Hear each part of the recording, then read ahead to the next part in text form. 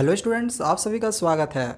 बच्चों, आज की इस वीडियो में हम क्लास 10th साइंस का chapter number 2 acid basis and salt से कुछ ऑब्जेक्टिव एमसीक्यू क्वेश्चंस देखने वाले हैं और प्रैक्टिस करने वाले हैं। इससे कि आपके एग्जामिनेशंस की तैयारी होती रहेगी। आप खुद को यहाँ पे टेस्ट ले सकते हो कि आपने 10 आउट ऑफ कितने मार्क्स ऑब्टेन किए हैं और एग्जामिनेशंस में ये क्वेश्चंस आपके आ भी सकते हैं। ओके, तो चलिए सभी क्वेश्चंस और उसके आंसर्स को हम यहाँ पे समझते हैं। So question number 1 is which acid is present in tomato. Tomato में कौन सा एसिड प्रेजेंट रहता है? अगर आपने चैप्टर पढ़ा हुआ होगा तो ये क्वेश्चन आप लोग को काफ़ी आसान लग रहा होगा। टोमेटो में कौन सा एसिड प्रेजेंट रहता है? चैप्टर नहीं पढ़ा होगा, समझना होगा तो डिस्क्रिप्शन पे आप लोग को लिंक मिल जाएगा। काफ़ी डिटेल में अच्छे से मैंने चैप्टर को समझाया हुआ, जाके समझ सकते हो।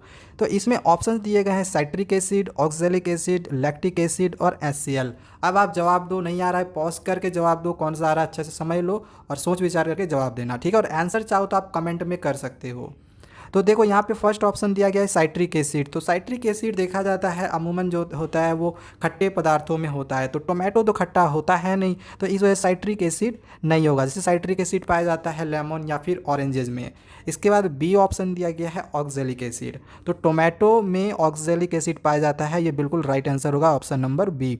सी जो लैक्टिक एसिड है, देखा जाता है कि ये दूध में पाया जाता है या फिर कभी हमारे मसल्स फूल जाते हैं एक्सरसाइज वगैरह करने से, तो वहाँ पर भी लैक्टिक एसिड जम जाता है, ठीक है। हमारी जांघों में लैक्टिक एसिड पाया जाता है। तो लैक्टिक एसिड कहाँ कहाँ पाया जाता है वो मैंने यहाँ पे आपको समझाया है। और ये तो खैर HCl है, तो ये तो स्ट्रॉन्ग एसिड है। ओके, तो इसके बारे में क्या ही बोलना और आगे।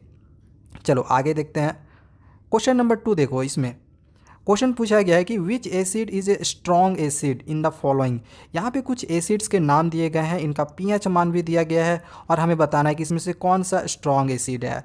अब आपको अगर एसिड इसमें से पता नहीं चल रहा है नेमिंग से, तो आप पीएच से आसानी से पता कर सकते हो कि ये कौन सा एसिड होगा। जिसका पीएच जितना कम होगा वो उतना ही ज़्यादा स्ट्रॉन्ग होगा। तो इसका HCl का पीएच 1 है, ये है 5, ये है 2.2, इसका पीएच दिया गया है 6। तो राइट आंसर हम लोग कौन सा होगा? ऑप्शन ए हो जाएगा, HCl पीएच 1, ठीक है। जिस एसिड का मतलब जो पीएच सबसे कम हो जितना उतना ज़्यादा स्ट्रॉन्ग होगा। ऐसे हालांकि जो ये सब है तो ये भी स्ट्रॉन्ग एसिड है, बट सबसे स्ट्रॉन्ग एसिड कौन सा होगा? तो ये ऑप्शन ए HCl, ठीक है, ध्यान रखना। और सबसे वीक एसिड पूछा जाएगा तो सबसे वीक एसिड है प्योर मिल्क, ठीक है। आई होप आपने आंसर जो है वो कर दिया होगा।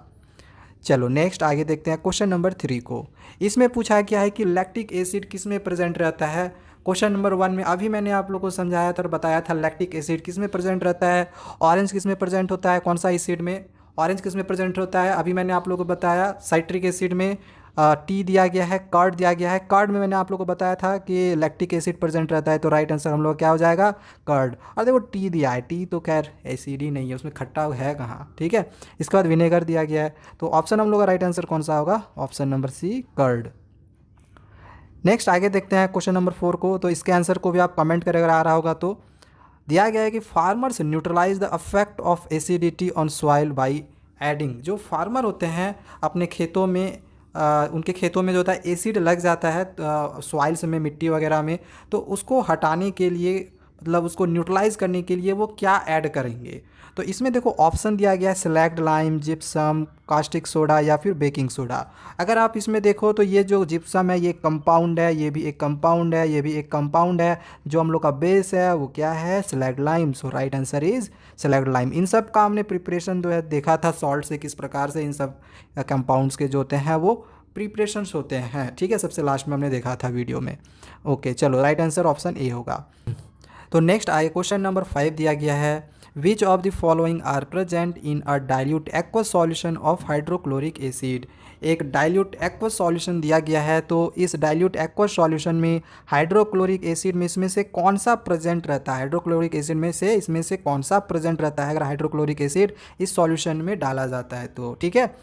तो देखो ये जो हाइड्रोक्लोरिक एसिड है इसका फॉर्मूला क्या होता है? HCl। ये हमने ऑलरेडी पढ़ा था। ये आयोनाइज्ड होके क्या फॉर्म करता है? तो H प्लस और Cl-। अब ये फिर से जो H प्लस आयन है वाटर फिर से प्रेजेंट होने के कारण ये H2O से रिएक्ट करके क्या फॉर्म करता है? तो H3O प्लस आयन, यानी कि जो आंसर होगा वो H3O प्लस आयन होगा, ठीक है। तो यहाँ पे देखो प्लस जो है वो छूटा हुआ है तो इसमें प्लस प्लस होगा।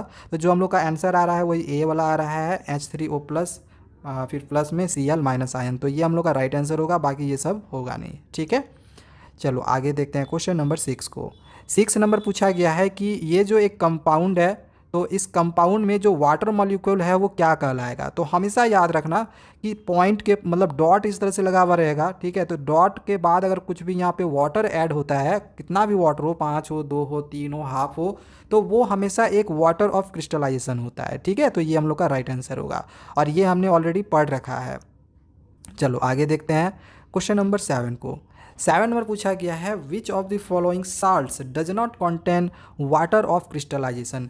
देखो एग्जामिनेशन में ना आप लोग का इस तरह से फॉर्मूला लिखा हुआ नहीं रहेगा, तो मैंने यहाँ पे समझने के लिए आप लोग के लिए बस फॉर्मूला लिख दिया ताकि सबका फॉर्मूला एटलीस्ट आप लोग याद कर लो। इसमें पूछा गया है कि कौन सा साल्ट में, सब साल्ट में कौन सा साल्ट में वाटर ऑफ क्रिस्टलाइजेशन नहीं पाया जाता है। तो जिसमें डॉट H2O नहीं होगा तो वही वाटर ऑफ क्रिस्टलाइजेशन उसमें नहीं होगा, ठीक है। तो इसमें देखो डॉट के बाद H2 है, यानी कि इसमें वाटर ऑफ क्रिस्टलाइजेशन होगा, ठीक है। इसमें भी डॉट के बाद H2 है, वाटर ऑफ क्रिस्टलाइजेशन होगा, इसमें भी होगा। बेकिंग सोडा में नहीं होगा, ठीक है। इसके फॉर्मेशन को भी हमने चैप्टर में पढ़ा था। नेक्स्ट आए क्वेश्चन नंबर यहाँ पे 8 दिया गया है कि an aqueous solution turns the red litmus solution blue. एक एक्वस सॉल्यूशन क्या कर रहा है कि रेड लिटमस पेपर को ब्लू में कन्वर्ट कर रहा है, ठीक है। अभी जो लिटमस पेपर हम लोग को मिला वो ब्लू कलर का मिल गया, ठीक है, सपोज कर रहे हैं। अब आगे इसमें क्वेश्चन में दिया गया है कि excess addition of which of the following solutions would reverse the change. यानी कि अब ये इस सॉल्यूशन में जब इसको डिबोया गया था तो ये जो रेड कलर था वो ब्लू में कन्वर्ट हो गया था, ठीक है ना। तो अब इस सॉल्यूशन में हम क्या ऐड करेंगे, इस सॉल्यूशन में हम क्या ऐड करेंगे कि फिर से ये जो ब्लू कलर है वो रेड कलर का हो जाए।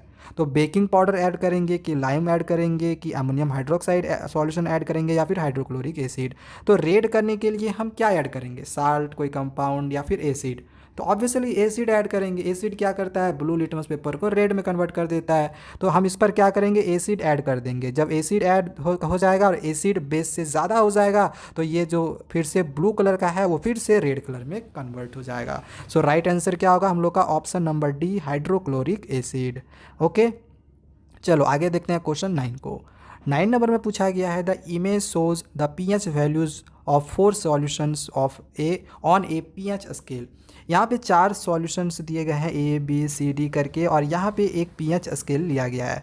अब क्वेश्चन में पूछा गया है कि which solutions are alkaline in nature. Nature में कौन सा ABCD में से अल्कलाइन होगा। तो अल्कलाइन यानी कि बेस, ठीक है। अल्कलाइन का मतलब मैंने आप लोग को समझाया था कि वैसा सॉल्यूशन जो वाटर में पूरी तरह से घुल जाए, जो सॉल्यूबल होगा वो अल्कलाइन कहलाएगा, ठीक है। ये मैंने आप लोग को बताया था। तो अल्कलाइन बेस होता है। तो कौन सा सॉल्यूशन अल्कलाइन होगा, तो 7 के बाद वाला जितना सॉल्यूशन होगा वो अल्कलाइन कहलाएगा, ठीक है। 7 के सारे इधर वाला सारा बेस होता है, 7 के इधर वाला सारा एसिड होता है, 7 क्या होता है, न्यूट्रल होता है। सो राइट आंसर हम लोग का इसमें सी और डी निकल रहा है। देख लो इसमें सी और डी किस में है, ऑप्शन नंबर सी में है, सी और D. So right answer is option C. Okay, चलिए अब यहाँ पे एक लास्ट क्वेश्चन दिया गया है, इसको देखते हैं। At what temperature is gypsum heated to form plaster of Paris.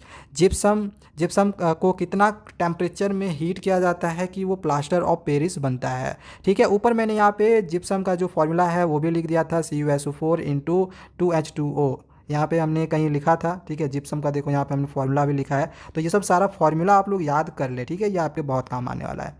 तो क्वेश्चन यही चीज़ है कि अगर हम जिप्सम को जो कि था CuSO4 × 2H2O, इसको हम कितना डिग्री सेल्सियस टेम्परेचर में हीट करेंगे कि यहाँ पे प्लास्टर ऑफ पेरिस फॉर्म करेगा, ठीक है। जब हमने प्लास्टर ऑफ पेरिस का फॉर्मेशन देखा था वहाँ पे 373 केल्विन था, ठीक है। तो केल्विन को क्या करना है, डिग्री सेल्सियस में कन्वर्ट कर देना है, क्योंकि यहाँ पे क्वेश्चन में डिग्री सेल्सियस दिया गया है। तो केल्विन को डिग्री सेल्सियस में कन्वर्ट करने के लिए क्या करते हैं, सिंपल है, 273 से सब्ट्रैक्ट कर देंगे कैल्विन को। तो 273 में से 373 में 273 कैल्विन को सब्ट्रैक्ट कर दो तो 100 बच जाएगा। सो राइट आंसर हम लोग का ऑप्शन डी हो जाएगा, 100, ठीक है। तो ये 10 क्वेश्चन थे जो कि आज मैंने आप लोग को करवाए हैं इस वाले चैप्टर से। आगे हम और भी बहुत सारे क्वेश्चंस की प्रैक्टिस करेंगे, केस स्टडी, लॉन्ग शॉर्ट, हर तरह के और पूरे चैप्टर से।